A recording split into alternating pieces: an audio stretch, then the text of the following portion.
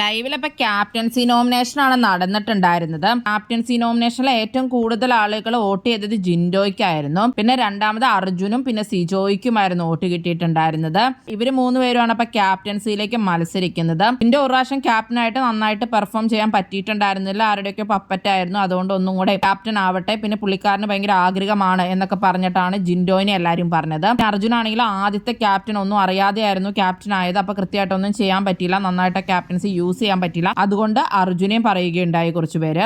പിന്നെ സിജോയിനെ ആണെങ്കിലും സിജോ ഒരു ദിവസം ക്യാപ്റ്റനായിട്ട് ഇരുന്നപ്പോഴത്തേക്കും സിജോയ്ക്ക് പോകേണ്ടി വന്നല്ലോ. അതുകൊണ്ട് സിജോ ക്യാപ്റ്റനായിട്ട് കണ്ടിട്ടില്ല എന്നും പറഞ്ഞ് കുറച്ച് പേര് സിജോയുടെ പേരുമാണ് പറഞ്ഞത്. അപ്പൊ നാളെയാണ് ക്യാപ്റ്റൻസി മത്സരം നടക്കുന്നത്. അർജുനും ജിൻഡോയും സിജോയുമാണ് ഉള്ളത്. അടുത്ത ആഴ്ച ആയതുകൊണ്ട് തന്നെ ഇനി നോമിനേഷൻ ഫ്രീ ഒന്നും കാണില്ലായിരിക്കും ക്യാപ്റ്റൻ ആയിട്ടുള്ളവർക്ക്. ഇവര് മൂന്ന് പേരും ആയതുകൊണ്ട് തന്നെ ഇപ്പൊ നാളെ നല്ലൊരു മത്സരം തന്നെ പ്രതീക്ഷിക്കാം. സിജോ, അർജുൻ, ജിൻഡോ ഇവരിൽ നിങ്ങൾ സപ്പോർട്ട് ചെയ്യുന്ന കണ്ടസ്റ്റന്റ് ആരാണ്? എന്തായാലും നിങ്ങളുടെ അഭിപ്രായങ്ങൾ കമന്റ് ബോക്സിൽ കമന്റ് ചെയ്യുക.